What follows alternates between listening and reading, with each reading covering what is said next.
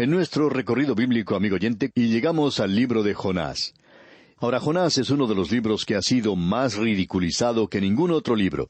Desafortunadamente hay muchos creyentes que, sin pensarlo, han difamado este importante libro del canon de las Escrituras, sin darse cuenta que estaban haciendo algo en favor de los que critican las Escrituras, e inocentemente están siendo embaucados por los escépticos. Hay también creyentes que cuando escuchan algo que es muy fuera de lo común, dicen, bueno, eso se parece a la historia de Jonás. Y lo que ellos en realidad están diciendo es que es algo muy difícil de creer, o tal vez imposible de creer. Este libro, por tanto, ha sido atacado probablemente más que cualquier otro libro de la Biblia.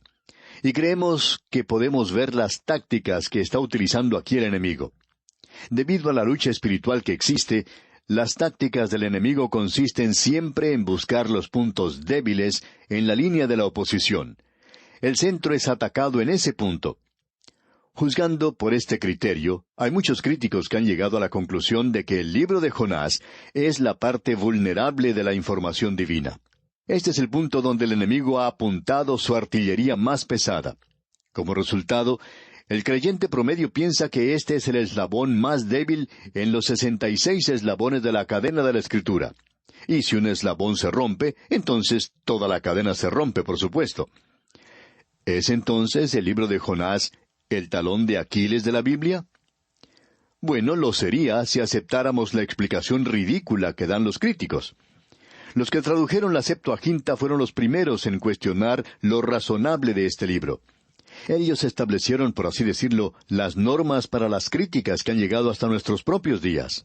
Y el método del modernismo es el de alegorizar el libro y clasificarlo junto con novelas como las de Robinson Crusoe, por ejemplo, o Los viajes de Gulliver. Es un antiguo método del modernismo, pero hoy el liberalismo utiliza las mismas tácticas y hacen de esto una alegoría que en realidad nunca tuvo lugar. Algunas de las extravagantes teorías de los críticos son tan inverosímiles y exageradas que en realidad son casi ridículas. Es mucho más fácil creer el libro de Jonás, como se nos presenta, que el creer estas explicaciones. Ahora quisiéramos compartir con usted, amigo oyente, algunas de las explicaciones extravagantes en cuanto a este libro de Jonás. Algunos críticos, que no tienen ni un ápice de evidencia para su declaración, afirman que Jonás era el hijo de la viuda de Sarepta. Eso en realidad es irse demasiado lejos. Hay algunos que han presentado la teoría de que Jonás tuvo un sueño en el barco mientras dormía durante la tormenta, y que el libro de Jonás es el relato de ese sueño. Amigo oyente, uno tiene que ser un buen soñador para tener un sueño así. Ahora hay una tercera explicación que han sacado. Algunos relacionan el libro de Jonás con el mito fenicio de Hércules y el monstruo marino. Pero nuevamente debemos decir que no hay ninguna similitud. Ellos continúan tratando de encontrar alguna explicación. Y aún hay una cuarta teoría. Este grupo dice que Jonás fue rescatado del mar. Esta gente dice que Jonás sí era una persona real, y que él sí estuvo a bordo de un barco que se dirigía a Tarsis, y que se levantó una gran tormenta en el mar, pero que fue rescatado después de la tormenta y del naufragio del barco en el cual viajaba. El barco que rescató a Jonás tenía la figura de un pez como mascarón de proa, y que eso le da apoyo al relato del libro de Jonás. Bueno, esto también es tratar de buscar algo demasiado lejos. Imagínese a Jonás siendo rescatado después de la tormenta. Podemos entender muy bien que podría haber estado inconsciente y luego, cuando comenzaba a volver en sí, habría visto ese mascarón de proa de ese barco, que tenía la forma de un gran monstruo marino o de un gran pez, y podemos entender cómo se sentiría él pensando que tal vez se encontraba en un pez en esa ocasión. Pero después que pasó el tiempo y él se recuperó, digamos, en el segundo día, él habría llegado a la conclusión de que estaba en un barco y no dentro de un pez. Así es que esto nos parece algo realmente ridículo. Ahora hay otros que aún van más lejos que esto. Ellos se imaginan que lo que en realidad ocurrió es que en el mar había un gran pez muerto que estaba flotando y que Jonás se refugió dentro de ese pez durante la tormenta. Así es que esta gente tiene a un pez muerto y a un Jonás vivo. Nosotros vamos a cambiar el orden y decir que lo que en realidad tenemos aquí es a un pez vivo y a un Jonás muerto. Ahora, el liberalismo en el presente, en su gran mayoría, toma la posición de que esto no es nada más que una alegoría, quizá una fábula como las de Esopo o Samaniego. Los que producen estas especulaciones declaran que el libro de Jonás es irracional, y ellos presentan estas teorías para dar credibilidad a su historia. Sería muy interesante, por cierto, el poder obtener la reacción de Jonás a estas explicaciones tan razonables que ellos presentan. Nosotros debemos descartar todas estas especulaciones como carentes de una base sólida, sin ningún vestigio de verdad desde un punto de vista histórico y que solo existen en la imaginación de los críticos. Amigo oyente, Jonás era una persona real. La información ha sido comprobada y el mensaje de este libro es algo vital para la era atómica en la cual vivimos. Se puede establecer que Jonás fue un personaje histórico y no alguien sacado de la mitología. Esto puede ser comprobado por una muy buena autoridad, de que todo lo que se relata aquí es exacto y verídico. Se puede demostrar que el mensaje del libro es altamente significativo para esta época tan crucial en la que vivimos. En primer lugar, veamos si Jonás fue un personaje histórico. Vamos a leer en un libro histórico, en el segundo libro de Reyes, y allí se menciona en el capítulo 14 algo en cuanto a Jeroboam II. Para que esta historia tenga sentido, veamos lo que dice el capítulo 14 del segundo libro de los Reyes, versículo 23. Dice, el año 15 de Amasías, hijo de Joás, rey de Judá, comenzó a reinar Jeroboam, hijo de Joás, sobre Israel en Samaria, y reinó 41 años. Ahora, hasta donde nosotros sabemos, nadie ha puesto en duda que Jeroboam II fue un rey en el reino norteño de Israel y que él reinó por 41 años. Este es un registro histórico. Los versículos 24 y 25 de este mismo capítulo 14 del segundo libro de Reyes continúan diciendo, «E hizo lo malo ante los ojos de Jehová, y no se apartó de todos los pecados de Jeroboam, hijo de Nabat, el que hizo pecar a Israel». Él restauró los límites de Israel desde la entrada de Hamat hasta el mar del Arabá, conforme a la palabra de Jehová, Dios de Israel, la cual él había hablado por su siervo Jonás, hijo de Amitai, profeta que fue de Gad-Efer. Ahora, Jonás era un profeta en el reino del norte. Aquí tenemos un registro histórico en cuanto a él. Debemos notar que Jeroboam era una persona real, que Israel era una nación real, Hamat era un lugar verdadero. Y es muy improbable que el Jonás que se menciona aquí sea simplemente un producto de la imaginación. Aquí tenemos un relato histórico y es razonable concluir que Jonás es un personaje histórico. En cierta ocasión, una persona de tendencia liberal dijo que Jonás era nada más que un personaje mitológico. Entonces la persona que le escuchaba, que era un pastor, le sugirió que leyera este pasaje del segundo libro de Reyes, capítulo 14, que acabamos de leer. Este hombre leyó el versículo 25 2 o 3 veces. Posiblemente él ni siquiera se había enterado que había un versículo así en la Biblia. Entonces dijo, bueno, allí se está hablando de otra persona llamada Jonás. El pastor le dijo, bueno, eso es interesante. El libro de Jonás dice que vino a Jonás, hijo de Amitai, palabra de Jehová. Le dijo el pastor que Jonás era un hombre fuera de lo común, por cierto, que no era un hombre como Pérez o González, sino un hombre bastante fuera de lo común. Y sería extraño que hubiera 2 profetas con el mismo nombre, pero por supuesto que eso no sería algo imposible. Pero el pastor señaló que aquí decía que este Jonás era hijo de Amitai, y que se menciona en el libro de Reyes, así como también en el libro de Jonás. Y sería algo sorprendente en realidad que hubiera una persona llamada Amitai y que llamara a 2 de sus hijos por el mismo nombre de Jonás. Uno no sabría de cuál Jonás él está hablando. Y es muy improbable, por cierto, que hubiera 2 personas que se llamaran Amitai y que hubieran tenido 2 hijos llamados Jonás. Y mucho más improbable aún es que estos 2 personajes llamados Jonás fueran profetas en ambos casos. El paralelo que existe aquí, amigo oyente, es demasiado fuerte.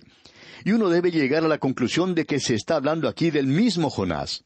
Esto nos recuerda la respuesta que dio Mark Twain a aquellos que decían que Shakespeare no había escrito a Shakespeare.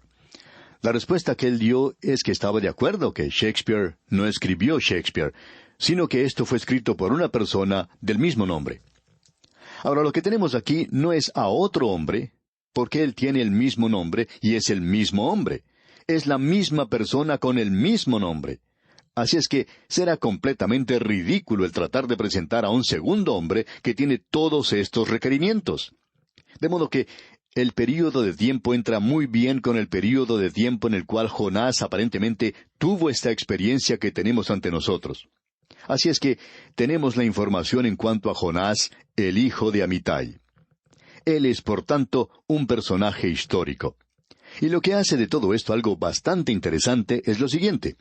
Nosotros acabamos de estudiar el libro de Abdías.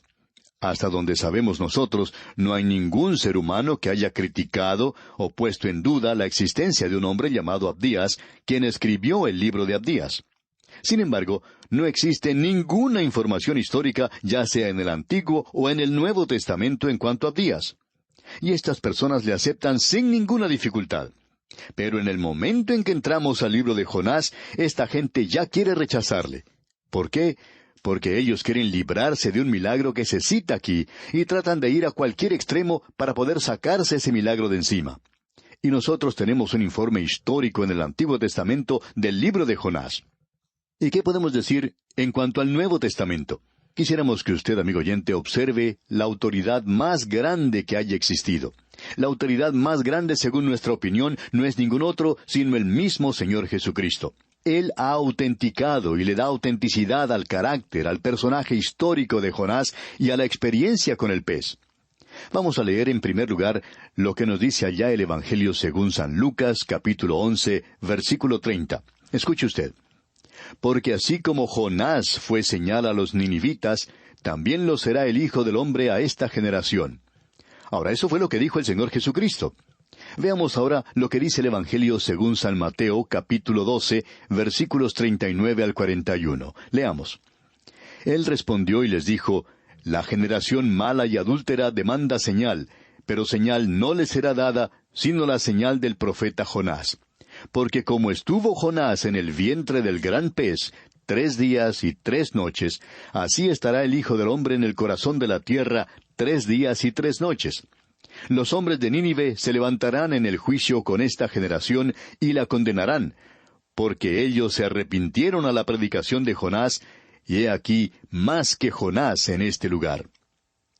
En el momento en que usted, amigo oyente, pone en duda la información histórica en cuanto al libro de Jonás, entonces usted pone en duda la credibilidad, la verosimilitud del mismo Señor Jesucristo. Es muy extraño oír decir a muchas personas, y hemos escuchado a muchos liberales que dicen, el Señor Jesucristo fue el mejor maestro que haya existido.